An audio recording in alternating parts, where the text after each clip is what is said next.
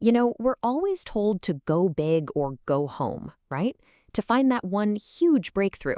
But what if the real secret to massive success is, well, the exact opposite? Today, we're digging into Kaizen, a simple, powerful philosophy that has transformed entire industries and honestly could reshape how you tackle your biggest goals.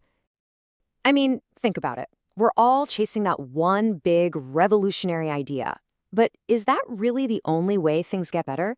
Or does real, lasting improvement actually come from focusing on the small stuff, day in and day out?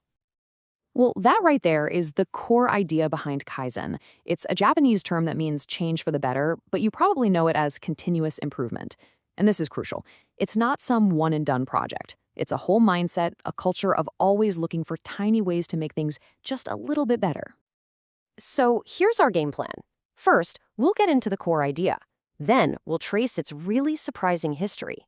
After that, we'll break down the practical 7-step process, see how you can use it pretty much anywhere. And finally, we'll dig into the human-centric culture that makes it all tick. Sound good? Let's dive in. All right, first up, the big idea. And honestly, the best way to wrap your head around it is that classic fable, the tortoise and the hare. It's that exact same principle, slow and steady versus fast and flashy. So on one side, you've got innovation with a capital I. This is the hare, right? The big radical leap forward. It usually costs a ton of money and is dreamed up by a handful of specialists.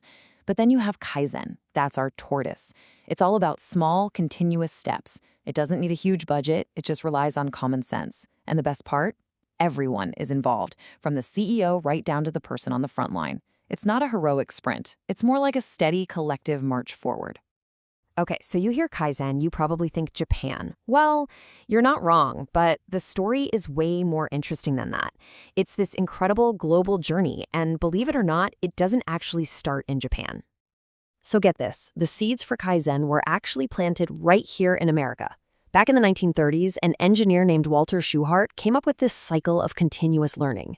Then, after World War II, another American, W. Edwards Deming, took these ideas over to post-war Japan. And that's where things really took off. At Toyota, an absolute genius named Taiichi Ohno perfected these principles, creating the legendary Toyota production system. It wasn't until the 1980s that this fully formed idea was brought back to the West. A complete round-the-world journey for an idea. Okay, enough theory, let's get practical. How does this actually work in the real world? We're going to walk through a really powerful case study from a hospital, and you'll see the clear 7-step method in action. So here's the setup. A head nurse at a hospital noticed a problem, and it was a pretty serious one. A critical piece of information, a patient's morning temperature, just wasn't getting recorded a lot of the time. And this isn't just a paperwork issue. This is a pretty big gap in patient care. And when they dug into it, they found out just how big the problem was. They had a 47% failure rate. Let that sink in. Nearly half of all morning temperatures were just missing. So yeah, the team knew they had to do something, and fast. So what did they do? They turned to the 7 systematic steps of the Kaizen process. This isn't just random guesswork. It's a clear roadmap. It took them all the way from identifying the problem to digging into the data and finally to creating a solution that would actually last. And here's what's so great about it. The solutions they found weren't complicated or expensive. They didn't need to buy a bunch of fancy new tech. It was all simple, common sense stuff. They made a new checklist, started doing regular maintenance on the thermometers to make sure they even worked, and held a few quick training sessions to remind everyone why this was so important. And the results? I mean, they were just staggering. After putting these small, simple changes into place, the recording rate shot up from 53% to an incredible 98%. Think about that. This wasn't some huge, expensive project. It was a massive, potentially life-saving improvement driven by tiny, focused changes. And that hospital example just proves it, right?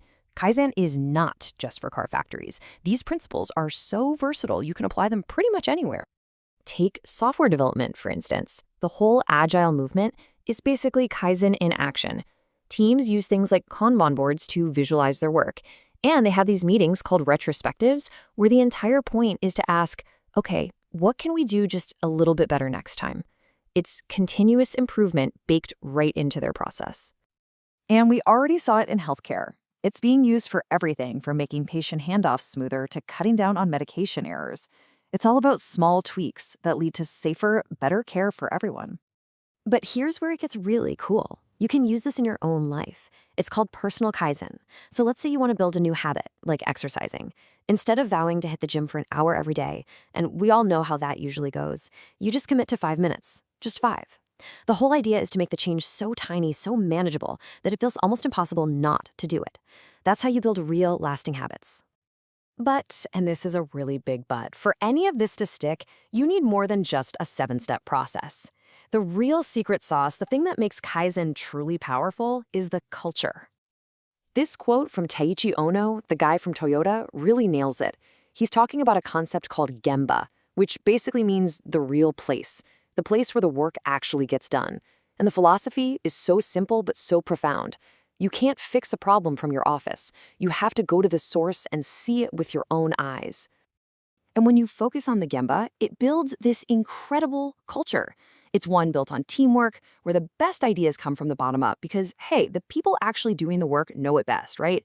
It's a culture that seeks the wisdom of the whole team, not just one expert. And maybe most importantly, it's a culture where problems aren't seen as failures to be hidden.